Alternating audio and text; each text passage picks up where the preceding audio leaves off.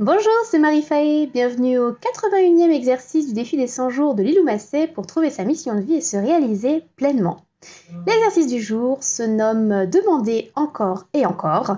Et Lilou nous explique que la plupart d'entre nous craignons de demander ce dont nous avons besoin par peur du rejet. Sauf que si nous ne demandons pas, nous n'obtiendrons pas. Il convient donc de s'entraîner à demander, mais surtout demander aux bonnes personnes. Lilou nous propose de transformer les noms en next, qui signifie au suivant en anglais, et ainsi de continuer à demander plus tard ou à quelqu'un d'autre si l'on fait face à un no. Le défi du jour consiste donc à exprimer une multitude de demandes afin de s'entraîner, pas forcément pour obtenir un résultat.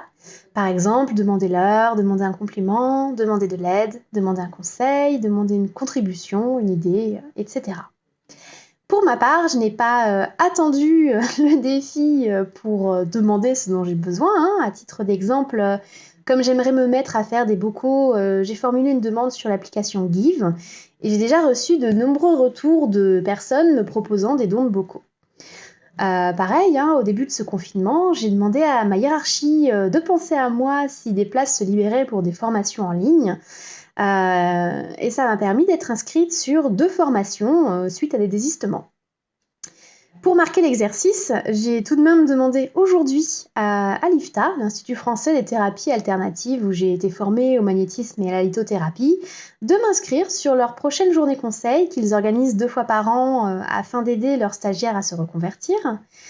Et je demande également de l'aide quand j'en ai besoin. Par exemple, quand j'ai traversé ma période sans domicile fixe, j'ai demandé à quasiment tous mes amis de m'héberger selon leurs possibilités, évidemment. Ça m'a permis de tenir 2 mois sans jamais dormir à la rue. Plus récemment, j'ai pas hésité non plus à demander de l'aide lorsqu'il a fallu charger dans un camion des affaires stockées pour rendre service sur notre terrasse. Les gens à qui on rendait service étant aux abonnés absents pour le chargement. Sympa. Heureusement que je suis entourée de gens volontaires et que je peux corrompre aisément mes amis avec une bonne bière et du gâteau au chocolat maison.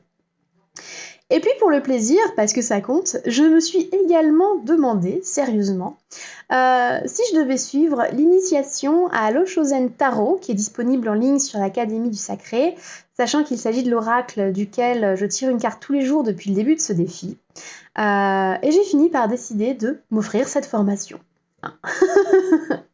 Et justement, côté tarot, c'est assez amusant parce que j'ai tiré la carte Nous sommes le monde, qui représente une chaîne de personnes dansant main dans la main autour de la planète et qui symbolise la communication et le partage. Du coup, cette carte, elle vient vraiment appuyer le défi du jour puisque formuler une demande claire permet aux autres d'y répondre et donc d'améliorer le monde dans lequel nous sommes tous liés.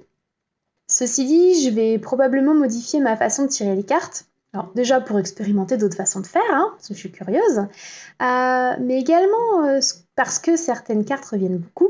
Alors tout est parfait et ainsi soit-il, de plus ça pourrait s'expliquer largement statistiquement, mais je ne voudrais pas que ce soit dû à un souci d'ordre mécanique qui serait lié à un défaut des cartes ou à ma façon de tirer.